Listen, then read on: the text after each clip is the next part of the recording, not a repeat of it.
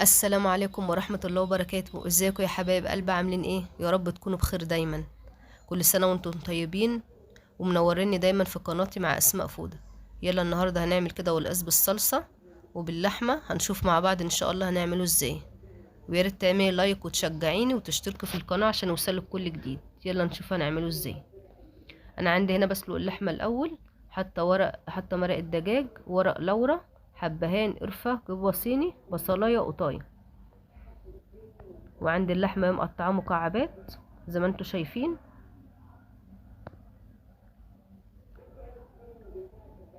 اهو الشوربه بتاعتي غليت. عايزه اقول لكم بقى ريحتها فعلا تحفه، ريحتها تجنن من التوابل اللي انا قلتها لكم دي، جميله جدا وريحتها ماليه الشقه.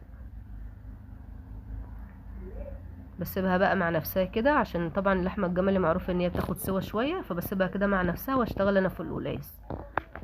عندي قلقاس اهو، حوالي كيلو ونص قلقاس زي ما انتم شايفين كده. وانا طبعا عندي لما اللحمه اتسلقت صفيت مثلا حوالي نصها، حطها في المصفى عشان بعد كده اشوحها في البصله بتاعت القلقاس. او بجيب احط حوالي معلقه او معلقه ونص سمنه، بخرط بصلايه كبيره. وطبعا عقبال ما البصلايه بتدبل بكون انا شوحت معاها اللحمه المسلوقه بتاعتي اللي انا حطاها في المصفى. يا ريت بقى يا قمر لو بتشوفيني لاول مره تعملي لايك واشتراك في القناه وسبسكرايب وتفعلي زر الجرس على الكل عشان يوصلك كل جديد. ويا ريت بقى يا حبايب قلبي تشجعوني كده بالتعليقات الحلوه اللي بتفرحني وتخليني دايما مكمله معاكم الفيديوهات ان شاء الله. وكده بشوح فيها شويه كده، حوالي خدت دقيقتين كده على البوتاجاز مع البصله. ايدي فيها طبعا بشوحها. بعد ما بتتشوح كده بروح نازله بالصلصه بتاعتي او بالقطه، بصفيها واحطها واغطي عليها على ما تتسبك شويه مع اللحم. طبعا زي ما انتم شايفين اتسبكت شويه اهي. بروح طبعا الشوربه بقى بتاعت اللحمه بتروحي مزوده، حاطه شوربه، حاطه مثلا مكعب مرق الدجاج او زي ما انتم شايفين كده، وتغلي شويه. بروح حاطه القلقاس بتاعي.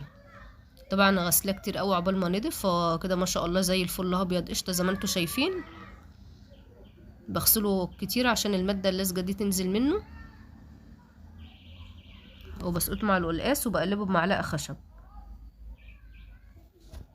عشان ان شاء الله ما ياخدش سوا كتير. انا بفضل انا بقلبه يعني بمعلقه خشب، بتبقى افضل من الاستانلس او من الالومنيوم. هو كده خلاص دخل على السوا. وبقدمه طبعا هو في طبق القلقاس باللحمه وبألف هنا وشفا. اهو حاجه نضيفه وجميله جدا وتستاهل بقكم بجد.